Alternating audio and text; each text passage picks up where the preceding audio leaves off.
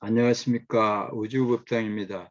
남아함의 타협을 오늘은 어떤 정토 부부의 400년 전 딸의 환생의 이야기를 소개하고자 합니다. 이것은 매우 신기한 이야기입니다.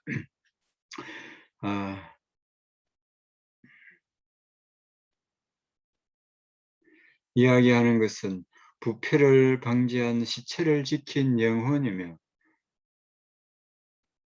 이 영혼은 400년 전의 딸로서 엄마의 부름에 깨어나 태에 들어간 것입니다.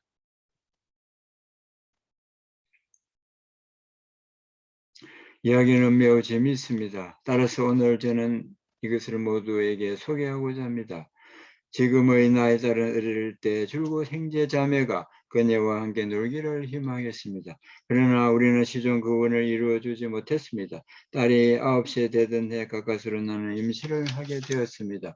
두 번째 아이의 탄생을 기쁘게 기다리는데, 그러나 예상치도 않게 한바탕의 큰 바람이 나의 아름다운 꿈을 빼앗아가 버렸습니다. 단지 두껍게 내린 눈을 제거하기 위하여 눈을 치우다가 동상을 입었는지 피로가 누적됐는지 모르지만 놀랍게도 유산이 되었습니다. 그날 밤에 나는 눈물로 수건을 적시는 가운데 슬프게 꿈속으로 들어갔습니다. 이때 나는 관세음보살을 꿈에서 보았습니다. 장엄하고 단아하게 보였습니다. 보살님께서 말씀하시기를 나는 그대를 도와 병을 치료하려고 왔네. 내가 말하기를 저는 병이 없습니다. 보살은 자상하게 나를 보며 말씀하시기를 그러나 그대의 몸속에 하나의 남자 영혼이 머물고 있어. 그대가 단지 입을 크게 벌리면 내가 그를 데리고 갈게. 그래서 내가 입을 크게 벌리자 이때 나는 가슴과 배 사이가 한바탕 찢어지는 통증을 느꼈으며, 이어서 토하기 시작하여 많은 선해를 토하였습니다. 이제 나의 척추가 선명하게 아래로부터 위로 따뜻한 기의 흐름이 올라오기 시작하였습니다. 태어난 이후로 항상 어른같이 차가운 나의 사지가 따뜻해지기 시작한 것입니다. 나는 마음속으로 생각하기를 침대까지 새로운 양탄자가 정말로 끝났구나. 이어서 또 걱정하기 시작하였습니다. 보살님이 데리고 간 영혼이 다시 돌아오면 어떡하지? 이때 보살님은 나의 걱정을 꿰뚫어 보시고 말씀하시길 나는 이미 그를 인간 세계로 보내 태어나게 하였다. 그대가 방금 유산한 이 딸은 내년에 맹시 어느 가정에서 태어날 것이다. 그대가 줄고 다시 임신하지 못한 것은 그 남자의 영혼 때문이었다. 비록 그는 과거에 그대의 애인이었지만 단지 그대를 보호하려고 생각하였다. 그러나 음과 영은 서로 용납할 수 없어 그대의 신체가 매우 약하게 된 것이며, 그래서 나는 할 수 없이 그를 데리고 간 것이다. 내년에 그대는 바라던 아이를 얻게 될 것이다. 이렇게 말하고는 보살은 홀연히 가셨습니다.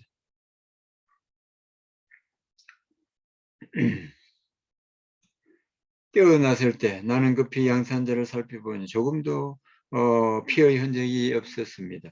내년에 정말로 꿈속에서 보인 대로 자식을 얻게 될까? 나는 생각하기를 이것은 단지 꿈이니 그런 일은 없겠지. 얼마 지나지 않아 우리는 대만으로 이사를 왔습니다. 이때 언니는 곧 아이를 낳게 되었으며, 수술로 아기를 낳기 때문에 나는 병원으로 가서 그녀를 간병하기로 허락하였습니다. 어느 날 밤에 나는 꿈속에서 하나의 묘지 속으로 들어갔습니다. 안에는 몇 층의 계단이 있었으며 습기가 많은 공기 중에 짙고 탁한 곰팡이 냄새와 흙냄새가 가득하였습니다. 우측에 하나의 관이 놓여 있었는데 안에 누워있는 소녀는 400년 전의 나의 딸이라는 것을 알았습니다. 그녀의 신부는 공주였으며 불행하게도 18세 때 말을 타다가 떨어져 죽었습니다. 그녀의 부친은 장상명주인 딸이 갑자기 죽은 것이 너무 아쉬워서 특별히 그녀의 시체를 방부제 속에 담가 보존하였습니다. 그래서 그녀의 영혼의 시체를 지키게 되었으며 줄고 얻었고 엄습한 묘지 속에 머물게 되었습니다. 최종 나오기를 원하지 않았습니다. 내가 그녀의 관 앞에 와서 시험삼아 말하기를 나와서 퇴해들거라. 그러나 그녀는 줄고 그렇게 하지 않으려고 하였습니다. 그녀는 말하기를 이 집이 좋다고 하였습니다. 그녀는 이미 생명력을 잃은 신체를 집착하고 있었습니다. 내가 그녀에게 말하기를 바깥의 세계는 아름다우며 햇빛과 푸른 하늘, 흰눈을 볼 수 있어 또한 많은 정원과 야생의 아름다운 풍경을 볼 수 있고 또한 많은 친구를 사귈 수 있으며 재미있는 많은 것을 배울 수 있어. 그녀는 여전히 머뭇거렸으며 나는 이번에 딱 한 번만이라도 엄마를 믿어봐. 나를 따라가자 라고 말했습니다. 힘들게 말을 하자 가까스로 그녀는 나가기를 원한다고 하였습니다. 나는 재빨리 머리를 돌려 밝은 세계로 나갔습니다. 그녀가 한눈도 감히 돌아보지 못하게 했습니다. 왜냐하면 400년의 세월을 경과하면서 이전에 방부제의 죄를 하였기 때문에 지금 그녀의 이전의 아름다운 얼굴은 어떻게 사람을 놀라게 할지 모르기 때문이었습니다.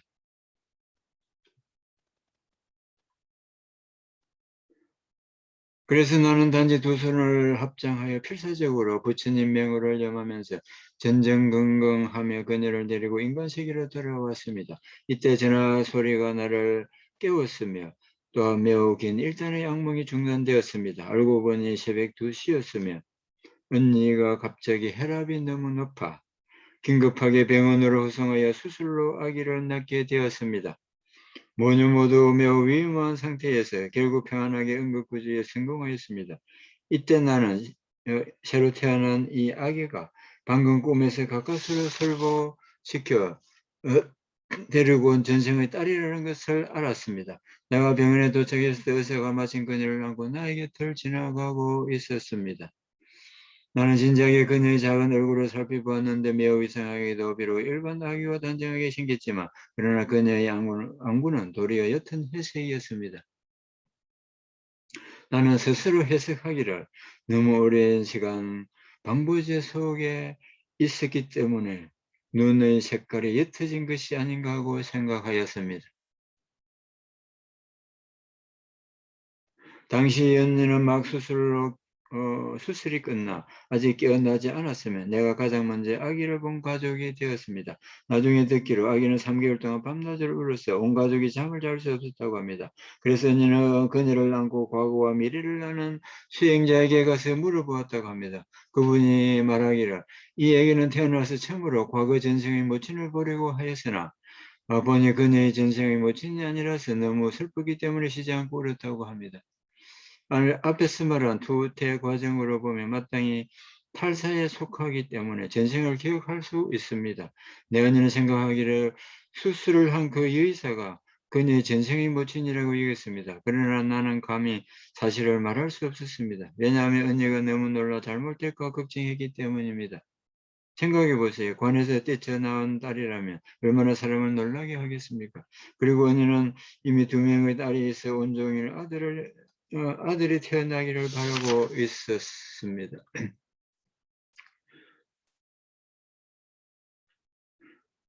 그런데 나는 다시 특별히 딸을 보냈으니 이것은 정말로 말하기 힘들었어. 그래서 나는 단지 입을 닫고 언급하지 않았습니다. 그러나 나는 시간을 내 언니 집에 갔어. 어, 기회를 봐서 마침 울고 있는 아기를 안고 말하였습니다. 내 언니 집에 태어난 것이 무엇이 그리 좋지 않은가? 언니는 돈도 많고 성격도 좋으며 그리고 내가 이모가 되니 모친의 강교와 비슷하지 않은가? 자주 내 너를 보러 올게. 그녀는 마치 나의 말을 알아들은 것처럼 완전히 울음을 그쳤습니다. 여튼 회식의 눈동자로 나를 바라보았습니다. 나는 다시 사랑스럽게 그녀에게 말했습니다. 다시는 울지 마라. 지금의 아빠, 엄마를 시끄럽게 하지 말라. 즐겁게 잘 자라라. 나는 자주 너를 보러 올 것이다. 그녀의 눈동자는 1년 후 점점 검게 변했으며 지금 그녀는 이미 고등학교에 다니며 총명하고 영리하며 범행과 학업이 모두 우수합니다. 그녀의 전생과 마찬가지로 음악, 글, 그림 등 모든 것에 정통하여 하며 즐겁고 적극적인 좋은 아이입니다. 나 자신도 그의 저 임신을 하여 안전하게 아들을 낳았습니다. 꿈속에 관심 보살의 말씀이 정말로 실현되었습니다. 이것도 정말 쉽지 않은 일이었습니다. 왜냐하면 당시 내 딸은 이미 11세였으며 막 임신 하였을 때 기적이 있었는데 초음파 검사에 나타난 태아의 머리에 하나의 검은 점이 있었는데 의사는 태아의 뇌에 문제가 생긴 것이 아닌가 하고 의심하고 있었습니다.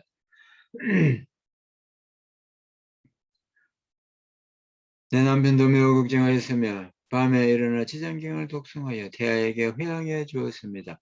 당시 마침 꿈속에 있던 나는 갑자기 남편이 한강줄이 오리를 죽이는 것을 보았습니다. 비가 흐르는 날개와 우리의 다리가 놀라게도 사람의 손과 다리로 변하였습니다. 그래서 나는 꿈에서 놀라 깨어났습니다. 그로부터 나는 채식하기로 발언하였으며 나중에 다시 초음파 검사를 해보니 태아는 정상이었습니다. 남편이 말하기를 그의 집은 이전에 오리를 키운 적이 있으며 그도 오리를 죽인 적이 있다고 했습니다. 그 일이 발생한 후로부터 남편도 다시는 살생하지 않겠다고 발언하였습니다. 따라서 이 이야기를 우리에게 알려줍니다. 생을 바꿔서 다시 태어나는 것은 진실한 것이라고. 또 하나는 바로 임신할 때 우리는 모두 힘써 살생을 하지 말고 채식해야 하며 이것은 태아에 반드시 좋은 점이 있습니다. 더욱이 의사가 초음파 검사로 이 태아에게 문제가 있을 때는 그 부모된 사람은 낙태하지 않기 위해 불교를 배우고 연구를 하며 경전을 독송해야 합니다. 왜냐하면 불보살의 가피가 있기 때문입니다. 어른과 태아 모두 건강하고 평안할 수 있습니다. 그리고 본래 이 아이가 빚을 받으러 온 사람이라면 그들을 사지로 몰고 집안을 망하게 할 것이지만 그러나 그대가 성경 연불하는 공덕으로 말미암아 이 아이는 보복을 포기하고 일찍 그대를 떠나갈 것입니다. 단지 성경 연불하면 불보살께서 가장 좋게 안배하실 것입니다. 따라서 여러분은 이러한 일을 만났으면 절대로 마음을 아프게 하지 않아야 합니다. 우리가 연불하고 자비심이 있기 때문에 행상은 마음을 따라 생하며 경계는 마음을 따라 움직인다고 합니다. 신체가 좋게 변할 뿐 아니라 상모도 좋게 변하며 주위의 환경도 좋게 변합니다. 정말로 마음이 생각하는 대로 일이 이루어질 수 있습니다. 따라서 여러분은 이 동영상을 보신 이후로 우리를 따라 함께 연불하시기를 저는 바랍니다. 한국의 나무함의 타불은 간단하고 행하기 쉽습니다. 장소를 가리지 않고 시간을 가리지 않고 24시간 그대는 모두 연불할 수 있습니다. 그대에게 단지 장점마지 단점은 없습니다. 우리의 인생을 바꿀 수 있습니다. 좋습니다. 오늘의 동영상은 이곳에서 마치겠습니다.